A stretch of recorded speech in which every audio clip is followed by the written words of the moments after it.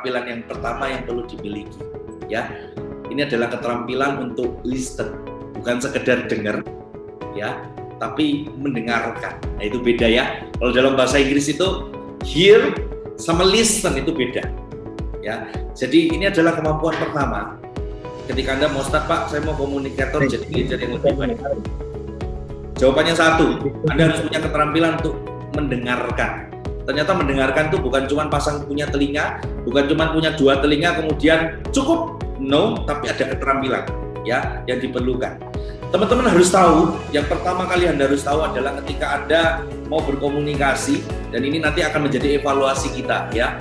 Apakah ketika Anda mengkomunikasikan sesuatu kepada orang, entah itu lewat message, entah itu lewat email, entah itu lewat lisan ya, apapun itu, Anda harus tahu, Anda harus mendengarkan itu dalam arti bukan hanya melalui telinga, tetapi memahami apa yang Anda lihat, apa yang Anda dengar. To listen, ya, mempelajari, memahami. Itu yang harus kita miliki pertama kali. Nah, kita harus tahu ada 4 perbedaan audience.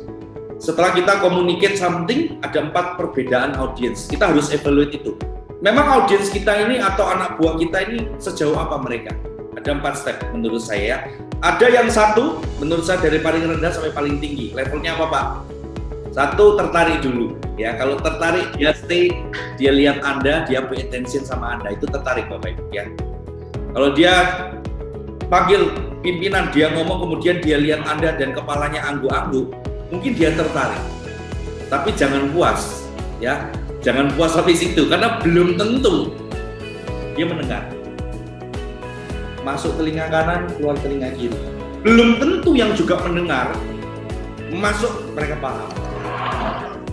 Dan yang terakhir levelnya adalah belum tentu ketika mereka sudah paham melakukan.